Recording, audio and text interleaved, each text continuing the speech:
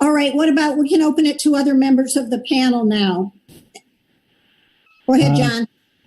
Well, I'm going to sound like a broken record, I think, but I think the visibility that NIOSH should be gaining from their work in the current COVID pandemic needs to be leveraged so that NIOSH and occupational safety and health are brought more forward in terms of the national thinking about public health.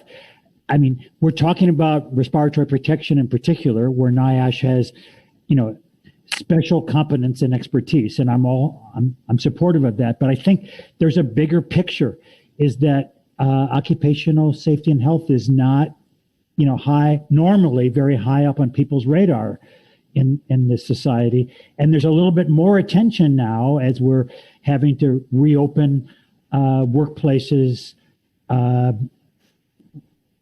in the current context as safely as possible, and the public is now aware of facial covering / respiratory protection. So I think because this is a National Academy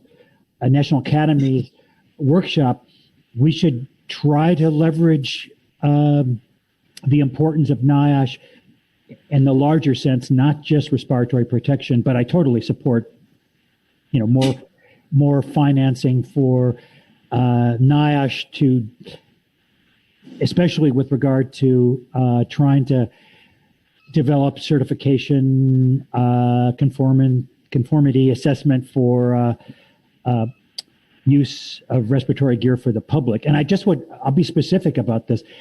In the various, the legislative discussion about additional resources in the stimulus bill, there's nothing for NIOSH, as far as I know. There's more money for CDC, but not for NIOSH as a part of CDC. And I think that's ridiculous given all that NIOSH is having to do right now.